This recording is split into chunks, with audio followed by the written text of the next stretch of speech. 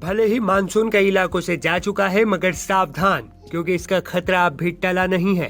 भयंकर बारिश अब भी तबाही मचा सकती है। कुछ राज्य ऐसे हैं जिन पर ज्यादा खतरा है। अगर आप भी इन राज्यों में रहते हैं तो सावधान हो जाएं। आइए हम आपको ग्राफिक्स के जरिए समझाते हैं कि मौसम विभाग का ताजा अनुमान क्यों खतरनाक हो सकता है। गोवा और मध्य महाराष्ट्र में तेज बारिश का अनुमान। अगले 6 दिनों तक कोंकण क्षेत्र पर खतरा। गुजरात में भी 1 अक्टूबर तक बारिश का डर। अंडमान निकोबार में भारी बारिश हो सकती है। पश्चिम बंगाल में 2 से 4 अक्टूबर तक बारिश संभव। बिहार, झारखंड, ओडिशा में 4 अक्टूबर तक बारिश का अनुमान। एमपी, छत्तीसगढ़ में भी 4 अक्टूबर तक बारिश की संभावना। राजस्थान में 3-4 दिनों तक भारी बारिश का अलर्ट। ओडिशा में दशहरे के मौके पर भारी बारिश का अनुमान। सिक्किम में भी दशहरे पर भारी बारिश की आशंका। आपको बता दें कि इस साल बारिश और बाढ़ ने देश के कई राज्यों में भारी तबाही मचाई। उत्तराखंड, हिमाचल प्रदेश, पंजाब, कर्नाटक और महाराष्ट्र में सबसे ज्यादा तबाही देखने को मिली। मौसम विभाग का अनुमान है कि बारिश के तांडव के बाद अब हाड़ कपा देने वाली ठंड जीना दुश्वार कर सकती है। ला नीना के कारण आने वाले महीनों में दिल्ली एनसीआर में कड़ाके की ठंड पड़ सकती है। अब सवाल है कि ये ला नीना क्या है। ला नीना एक प्राकृतिक जलवायु घटना है। ये लगभग हर 2 से 7 साल में घटित होती है। इसमें भूमध्य रेखीय प्रशांत महासागर का सतही जल सामान्य से अधिक ठंडा हो जाता है। इसका असर भारत में सामान्य से ज्यादा बारिश और सामान्य से ज्यादा ठंडी सर्दियां होती हैं। ला नीना एल नीनो से उलट प्रभाव रखती है, जिसमें प्रशांत महासागर का सतही जल सामान्य से अधिक गर्म हो जाता है। अब एक बड़ा सवाल है कि ला नीना का असर क्या होगा। ला नीना के सालों में भारत में सामान्य से ज्यादा बारिश होती है, जिससे मानसून के बाद आसमान साफ होता है और रात को धरती की गर्मी आसानी से अंतरिक्ष में निकल जाती है। ला नीना के प्रभाव से भारत में सर्दियां ज्यादा ठंडी होती हैं, जिससे हिमालयी क्षेत्र में अचानक मौसम बदल जाता है और बर्फबारी होती है। ला नीना का प्रभाव वैश्विक स्तर पर होता है, जैसे कि दक्षिण अमेरिका में मत्स्य उद्योग के लिए अनुकूल परिस्थितियां बनती हैं और ऑस्ट्रेलिया में भी बाढ़ आने की संभावना हो जाती है। अब मौसम को लेकर एक नया सवाल ये उठ रहा है कि इस बार उत्तर भारत में ठंड कितना सितम ढाएगी। इस सवाल का जवाब देने के लिए एनडीटीवी से खास बातचीत में इंडियन मेट्रोलॉजिकल सोसाइटी के प्रेसिडेंट और क्लाइमेट एक्सपर्ट आनंद शर्मा ने कई अहम बातें बताई। आपको वो सुननी चाहिए। जिस तरह दिल्ली एनसीआर में इस बार ज़बरदस्त बरसात हुई, यही नहीं उत्तर भारत के राज्य चाहे हिमाचल हो, उत्तराखंड हो, जम्मू कश्मीर हो, ज़बरदस्त बरसात, और यहाँ तक कि मुंबई महाराष्ट्र में भी अभी भी बरसात पड़ रही है। ऐसे में सवाल ये उठ रहा है कि इस बार मॉनसून की जो बरसात जो है इस बार इतनी ज़्यादा क्यों हुई, और आने वाला वक्त खासतौर से उत्तर भारत के राज्यों में किस तरह से मौसम रहेगा, ये एक बहुत बड़ा सवाल है। दिल्ली ने इस बार जो है बाढ़ भी झेली है। इन तमाम मुद्दों पर बात करने के लिए हमारे साथ बेहद खास मेहमान एनडीटीवी पर जुड़ रहे हैं। हमारे साथ इंडियन मेट्रोलॉजिकल सोसाइटी के प्रेसिडेंट और साथ ही साथ क्लाइमेट एक्सपर्ट, एनवायरमेंटलिस्ट और 35 साल से ज़्यादा जिनको अनुभव है, आनंद शर्मा जी हमारे साथ हैं। सर, बहुत बहुत शुक्रिया हमसे जुड़ने के लिए। और आपसे समझना चाह रहे हैं, एक अनुमान ये लगाया जा रहा है जिस तरह से बरसात दिल्ली में और एनसीआर में हुई और साथ ही साथ उत्तर भारत के राज्यों में इस बार कड़ाके की ठंड पड़ सकती है। अल नीना इफेक्ट बताया जा रहा है, ये क्या होता है और इसका क्या अनुमान लगाया जा रहा है? जी बिल्कुल, इस बार ये कहा जा रहा है कि एल नीनो जो है, जैसे कि मानसून को प्रभावित करता है, उसका ठीक अपोजिट होता है ला नीना। और ये इसका बेसिक उसको समझाएं आम जनता के लिए, तो जो हमारा जैसे हिंद महासागर है, वैसे प्रशांत महासागर है, पैसिफिक ओशन, उसमें यदि सेंट्रल और ईस्टर्न, यदि पैसिफिक ओशन में तापमान, जो सतही तापमान होते हैं समुद्र के, यदि वो सामान्य से ज़्यादा होते हैं जिस साल, तो उसको एल नीनो कंडीशंस कहलाती हैं। और यदि समुद्र की सतह के तापमान सामान्य से कम रहें तो उसको हम ला नीना कंडीशंस कहते हैं। और ला नीना जुड़ जाता है, जो एल नीनो कंडीशन या ला नीना कंडीशंस होती है वो जुड़ती हैं सदर्न ऑसिलेशन के साथ, जिसको एनसो कहा जाता है। और यदि एनसो जो आपका जो खासकर सदर्न ऑसिलेशन की हम बात कर लें, तो सदर्न ऑसिलेशन यदि इंडेक्स हमारा नेगेटिव रहता है तो इसका पता एल नीनो कंडीशन होने वाली हैं, और यदि वो पॉजिटिव रहता है तो ला नीना कंडीशन। ला नीना कंडीशन मतलब है आपका वेस्टर्न पैसिफिक और सॉरी, आपका जो डार्विन और तहिती का जो है प्रेशर डिफरेंस है उस पर निर्भर करता है ये सब चीज़ें। सर, एक आम इंसान की अगर समझना चाहे, क्योंकि अब सितंबर खत्म होने को और ठंड अब शुरू होने को है, उत्तर भारत के राज्यों की बात करें, हिमालयी राज्यों की बात करें या दिल्ली एनसीआर की ही अगर हम बात कर ले, तो क्या इस बार कड़ाके की ठंड पड़ेगी? इसका इम्पैक्ट जो ला नीना आप बता रहे हैं? जी बिल्कुल, जैसे बोला ये गया है कि ला नीना अभी तो सेट हुआ नहीं है। ये मानना है कि अगले 2-3 महीने में ये ला नीना कंडीशन डेवलप हो सकती हैं। यदि वो डेवलप होती हैं तो उसका हमारे विंटर्स पे प्रभाव पड़ता है और वो सीवियर हो सकती हैं। मगर याद होगा आपको, पिछले साल भी एक्सपेक्ट किया गया था कि अक्टूबर, नवंबर, दिसंबर में ला नीना कंडीशन डेवलप होंगी और उस समय भी ये कहा गया था कि भाई विंटर बहुत सीवियर होने वाला है। मगर वो कंडीशन शायद सेट नहीं हुई और जनवरी फरवरी में तो आपको याद होगा कि तापमान भी बढ़ गए, तो इतनी ठंड नहीं पड़ी थी। हालांकि उसके बाद फिर बारिश भी हुई, वर्षा भी हुई और पिछली बार जनवरी फरवरी में वर्षा भी आपको, इस बार की जनवरी फरवरी में आपको वर्षा कम मिली थी क्योंकि ला नीना कंडीशन सेट नहीं हुई थी।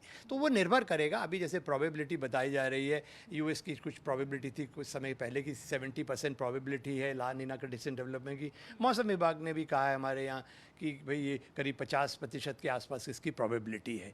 तो ये निर्भर करेगा कि ला नीना कंडीशन कितनी जल्दी सेट होती हैं और जो समुद्र का जो तापमान होता है जिसकी हम बात कर रहे हैं, वो कितना, जो पैसिफिक ओशन की जिसकी हम बात कर रहे हैं, उसका तापमान कितना गिरता है, सतह का तापमान। यदि -0.5 या -1 या -2 हो जाता है तो वो स्ट्रॉन्ग एल नीनो कंडीशंस होंगी और ऐसा होता है तो नेचुरली फिर वो हमारे यहाँ के जो जब लाना कंडीशन होती है तो वो सब ट्रॉपिकल वेस्टर्न जेट स्ट्रीम और पश्चिमी विक्षोभ जिसे हम वेस्टर्न डिस्टर्बेंस कहते हैं उनको प्रभावित करता है। उसकी हो सकता है फ्रीक्वेंसी ज़्यादा हो जाए और ऐसा होता है तो फिर ज़बरदस्त दोफॉल हो सकता है पहाड़ी क्षेत्रों के अंदर और वर्षा हो सकती है मैदानी क्षेत्रों में।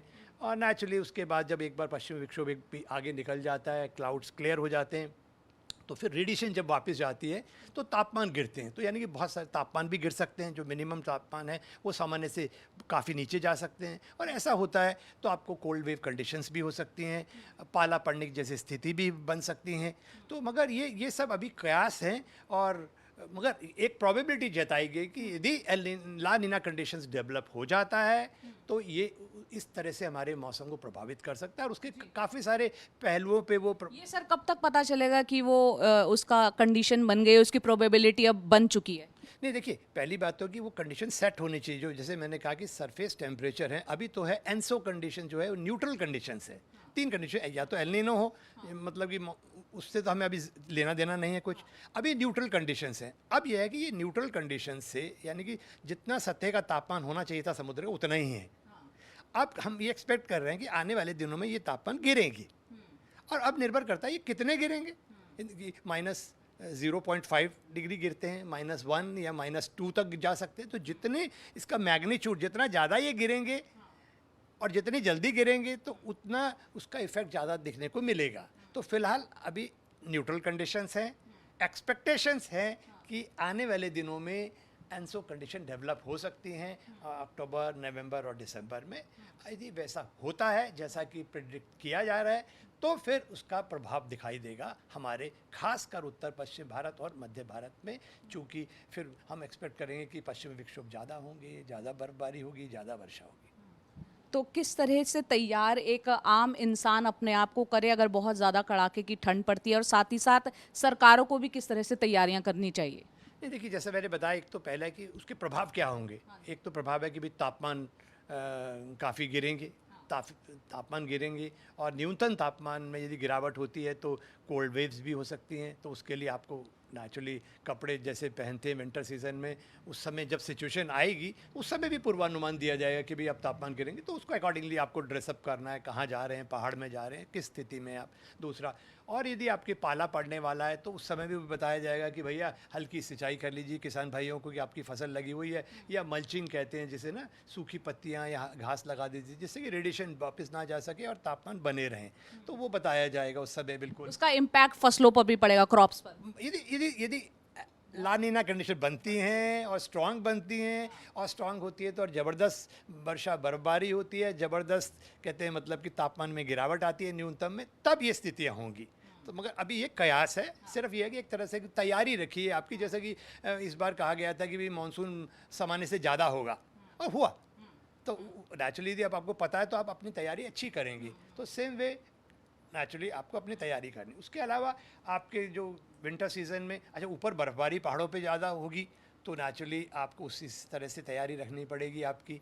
यदि कोई पहाड़ों में जा रहे हैं वो लोग तो अपने को बिल्कुल, यदि मौसम विभाग ने चेतावनी लगाई है तो भैया उसको फैक्टर करो अपनी कहते हैं इन्फॉर्मेशन को, मतलब अपनी प्लानिंग में। और यदि आप ऐसा करते हैं तो आप अपने आप को बचा सकते हैं, उसके नुकसान से बच सकते हैं। अच्छा, उसके बाद ये भी हो सकता है कि भैया आपका जब एक बार पश्चिमी विक्षोभ आता है, बारिश देके गया मैदानी क्षेत्रों में, और उसके बाद मॉइस्चर तो है नीचे लोअर लेवल्स में, और बादल छट जाते हैं, रेडिएशन वापस जाती है, तापमान गिरता है और फॉग भी हो जाता है। जब फॉग हो जाता है तो नेचुरली विंटर्स में आपने देखा कभी कभी बहुत सिवियर फॉग होता है और ज़ीरो विजिबिलिटी हो जाती है, तो ऐसे में रोड पे एक्सीडेंट होने का खतरा बढ़ जाता है। तो उसके लिए भी आपकी तैयारी रहनी चाहिए। जब ऐसी स्थिति बनेगी वो मौसम विभाग उस समय भी पूर्वानुमान देता है। तो ये कुछ फैक्टर्स होते हैं। प्लस पोल्यूशन के इवेंट होते हैं। कई बार ये होता है जब आपके यदि उसके जाने के बाद एक पश्चिम एंटी साइक्लोनिक कंडीशन बन जाए तो क्या होगा, पॉल्यूटेंट्स इकट्ठे हो जाएंगे, विंड स्ट्रांग नहीं होती हैं उस समय। तो पॉल्यूटेंट्स जब होते हैं तो उस समय बताना है कि भैया कोई चीज़ें कूड़ा करकट ये सब जलाना नहीं है। यदि कम से कम गाड़ियों का प्रयोग करें जिससे कि पोल्यूशन ना निकले, कोई इंडस्ट्रीज़ फैक्ट्रीज़ वगैरह वो ना उस समय अपने बंद रहें थोड़े दिन। तो ये सब चीज़ें प्लानिंग में दिमाग में अभी से सोच में रखनी है। यदि ऐसी स्थिति डेवलप होती है तो हम ये सब करने के लिए तैयार हमें होना है, चाहे वो सरकार हो चाहे वो इंसान हो। कौन कौन से डिपार्टमेंट या एजेंसीज का इन्वॉल्वमेंट उस दौरान चाहिए होगा इसमें? नहीं, देखिए इसमें जैसे आपने बताया कि स्टेट गवर्नमेंट, यदि हम जिस स्टेट की भी बात कर रहे हैं, मान लीजिए दिल्ली है, तो यदि ठंड बहुत ज़्यादा पड़ रही है तो उनको नेचुरली ध्यान रखना है कि भाई जो बहुत सारे लोग हैं जो पुल के नीचे बैठे हैं, सड़कों पे पायदान पे रहते हैं, है ना, फुटपाथ वगैरह पे, तो शेल्टर्स उनके लिए पर्याप्त मात्रा में होने चाहिए। यदि वो कंडीशन डेवलप होती हैं तब तो उनको भी ध्यान रखना है। फिर उसके बाद विंटर ज़्यादा होगा तो भाई लोगों की हीटिंग रिक्वायरमेंट बढ़ जाती है, तो आप उसके पास आपको बिजली का पर्याप्त प्रबंधन हो, बिजली विभाग को तैयार रहना चाहिए कि भाई ऐसा ना हो कि कहते हैं आपके पास लोगों का लोड बढ़ गया और आप उतनी प्रोवाइड नहीं कर रहे तो लोड शेडिंग हो जाएगी, वो इशू ना हो। पहाड़ों में कई बार बहुत ज़्यादा बर्फबारी पड़ती है तो तार वारों में पड़ी वो तार टूटने का डर रहता है, तो उन लोगों का बिल्कुल तैयार रहना है अपने बिल्कुल।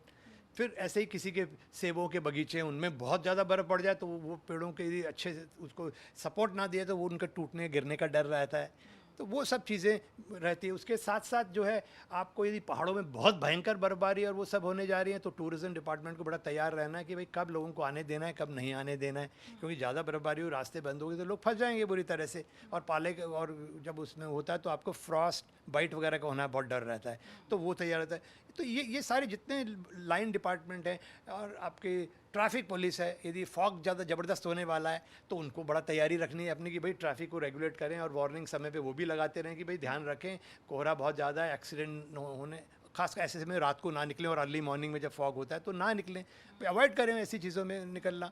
तो ये मतलब कि और जनरल आपको सरकारों को भी ध्यान रखना है कि भाई ये जानकारी जो है आखिरी मतलब जितने जो क्रूशल जिसे मोबाइल कनेक्टिविटी कहते हैं, हर इंसान जो अफेक्टेड होने जा रहा है उस तक वो जानकारी ज़रूर पहुँचे। बिल्कुल, अवेयरनेस बढ़ाना इस संबंध में वक्त से पहले ये भी बहुत ज़रूरी है, इसीलिए हम इस बारे में आज बात भी कर रहे हैं। सर, आपसे ये भी समझना चाह रहे हैं कि अब अगर हम बात करें कि दिल्ली एनसीआर में इस बार जो हालात रहे, लॉन्ग टर्म अभी तक आपको लगता है जो भी जिस तरीके से प्रिपेयर्डनेस रहती है इस तरीके की चीज़ों को डील करने के लिए लॉन्ग टर्म क्या उसकी तैयारियां होनी चाहिए, और अभी एडिक्वेट तैयारियां लगती हैं अभी तक का जो एक्सपीरियंस रहा है, क्योंकि आप 35 साल से इस फील्ड में भी हैं? जी नहीं, देखिए मैं कहूँगा कि उसमें बहुत स्कोप है इम्प्रूवमेंट का, बहुत स्कोप है इम्प्रूवमेंट का। जैसे कि अभी यदि बारिश की हम बात कर लें, यदि पीछे देखिए तो पानी की जगह जगह जल भराव हो रहे हैं, वो नहीं होने चाहिए। हम अक्सर सुनते हैं मिंटो ब्रिज में जल भर गया, इस जगह फलाना जगह पे, क्यों? आप लगाइए, आजकल तो पंप्स लगे हैं पहले से, और आप निकासी का प्रबंध करिए ना। आप क्यों जब ये स्थिति आ जाती है, जब भी हम कहते हैं देखते हैं ये लोग फंसे हुए हैं वहाँ पर बुरी तरह से, तो हम पहले से क्यों नहीं तैयारी करते? जो मौसम स्टार्ट, जैसे इस बार आपने बात करी, ये बड़ी अच्छी बात है कि हम विंटर सीजन से पहले ही डिस्कस कर रहे हैं कि सारी प्रॉब्लम क्या क्या हो सकती हैं, तो सरकारें अभी से तैयार हो जाएँ। तो सेम वे मानसून सीजन से पहले ही उनकी तैयारी होनी चाहिए। भाई अब मानसून आने वाला है तो हमें जहाँ जल भराव होता है वो चिन्हित करो ना उन जगहों के रिस्क मैप। हालांकि सर इस बार बहुत हद तक किया गया, कई जगह वाटर पंपिंग भी हुई। ये देखिए ना, जो 1978 में फ्लड आया था यमुना में, जो स्थिति थी आज फिर वही स्थिति देखने को मिली, जहाँ वो टेंट लगाए गए थे वो टेंट ही डूबे हुए थे।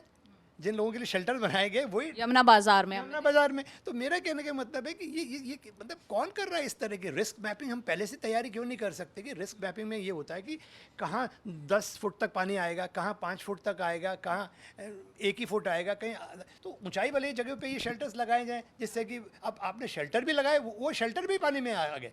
तो ये नहीं होना चाहिए मेरा कहने का मतलब। जो 1978 में भी स्थिति थी, आज भी यही स्थिति है। तो मैं ये किसी एक गवर्नमेंट को ब्लेम नहीं कर रहा हूँ, ये कलेक्टिव है, पिछले इतने सालों से नहीं हुआ। प्लस बिल्डिंग्स जो बनाई गई, हमारी स्टेडियम बनाया गया, अक्षरधाम मंदिर बनाई, ये तो सारा यमुना के फ्लड प्लेन में।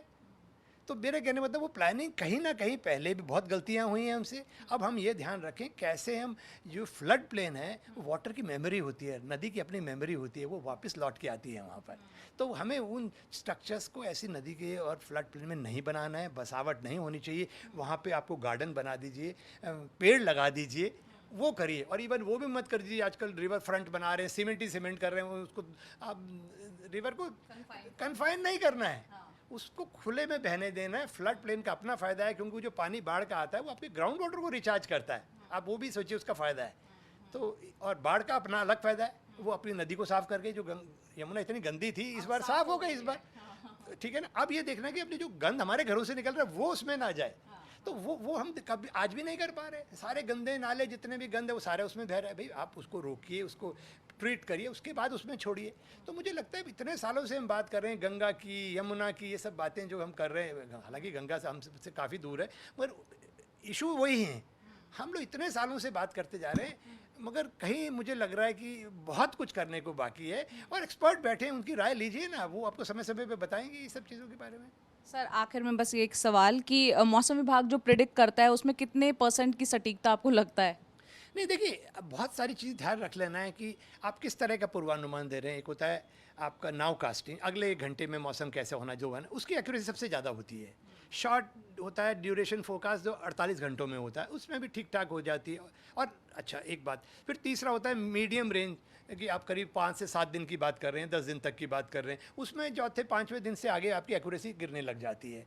फिर आता है आप एक्सटेंडेड रेंज 1 महीने का, तो उसमें भी कहते हैं 2 हफ्ते की, जो 15 दिन की बात है, कि पूर्वानुमान में बहुत ज़्यादा एक्यूरेसी नहीं होती है। और एक होता है आपका लॉन्ग रेंज फोरकास्ट, जिसकी हम कहते हैं कि 3 महीने पहले मानसून की फोरकास्ट देना। अब ये 3 दिन पहले ही हम ला नीना की बात कर रहे हैं, इनमें एक्यूरेसी बहुत कम होती है। ये ध्यान रख लीजिए, इसमें एक्यूरेसी बहुत कम होती है। तो इसलिए everything we have to take with a pinch of globally warmed salt.